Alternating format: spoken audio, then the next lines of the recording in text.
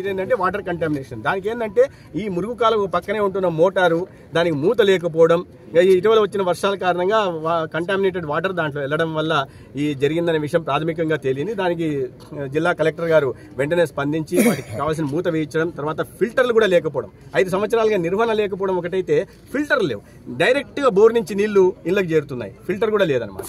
అందుకని దాని మళ్ళీ ఎమ్మెల్యే గారి అభ్యర్థన మేరకు రాష్ట్ర మంత్రివర్యులు నారాయణ గారు కూడా, మున్సిపల్ శాఖ మంత్రులు కూడా దానికి ఒక మైక్రో శాండ్ ఫిల్టర్ ని కూడా శాంక్షన్ చేయడం, డిస్ట్రిబ్యూటరీ ఛానల్ ని కూడా మళ్ళీ 25 లక్షలతో.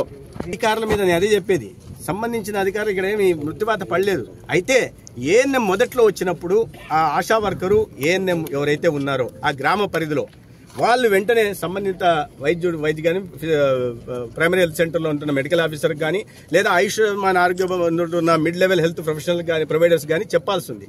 అది చేయకపోవడం తప్పు. కాబట్టి వాళ్ళని బాధ్యత రాహిత్యానికి వాళ్ళకి నోటీస్ ఇవ్వడం జరిగింది, షోకాజ్ నోటీస్ ఇవ్వడం జరుగుతుంది.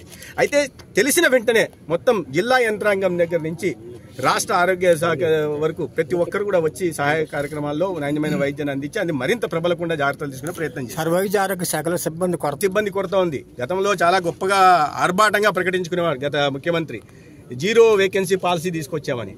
దిగితే అర్థమవుతోంది, ఎక్కడ చూసినా కేవలం 11 టీచింగ్ హాస్పిటల్స్ ఏమున్నాయో మిగతా వాటిని అన్నింటిలో ఆడిట్ చేస్తున్నాం. టీచింగ్ హాస్పిటల్స్ అంటే కేజీహెచ్లు, గుంటూరు జీజీహెచ్ నుంచి Visakhapatnam GGH, Visakhapatnam Vijayawada GGH, Tirupati GGH, Anantapur GGH, ఇట్లాంటి కర్నూలు, ఇట్లా టీచింగ్ హాస్పిటల్స్, బోధనా వైద్యశాల కళాశాలలు ఉన్న చోట ఎంఎన్ఓలు ఎఫ్ఎన్ఓల కొరత 725 ఉంది.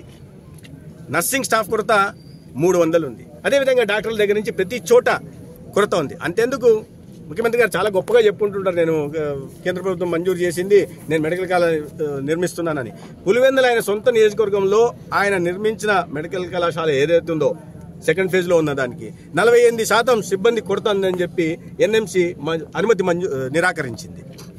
సొంత నియోజకవర్గంలో ఆయన ఆర్భాటంగా ప్రకటించిన చోట 50%, దానికి ఏం సమాధానం చెప్తారు? 600 కోట్లు ఖర్చు పెట్టాల్సిన కాలేజీలో మదనపల్లి కానీ, ఆదోని కానీ, లేకపోతే పక్క జిల్లాలో మార్కాపురంలో కానీ 70 కోట్లు ఖర్చు పెట్టారు 4 ఏళ్లలో. ఆ కళాశాలను నిర్మించేశామంటారు. మీరు భవనాలు లేకుండా పిల్లలకి ఎక్కడ పాఠాలు చెప్పాలా? బోధనా సిబ్బంది లేకుండా పిల్లలకి ఎలా విద్య నేర్పించాలా? వైద్య విద్య అనేది చాలా నాణ్యతతో కూడుకున్నది, చాలా స్కిల్కి సంబంధించింది. దానికి బోధనా సిబ్బంది లేకుండా, ఎక్విప్మెంట్ లేకుండా, ప్రాక్టికల్స్ లేకుండా, అనాటమీ క్లాసులు లేకుండా ఏ రకంగా వాళ్ళని డాక్టర్లుగా తయారు చేసి చేయాలా? అది దాని మీద ఆలోచన లేదు. గొప్పలు చెప్పుకోవడం, బాకా ఊదుకోవడం, ఆర్భాటం ప్రకటనలు చేయడం, తర్వాత ప్రతిపక్షంలో వచ్చిన తర్వాత అబద్ధాలు ప్రచారం చేయడం, దీన్ని మాత్రమే ఆయన ఆలంబనంగా చేసుకొని చేస్తున్నారు తప్పించి ఇప్పుడైనా కనీసం బాధ్యతాయుతమైన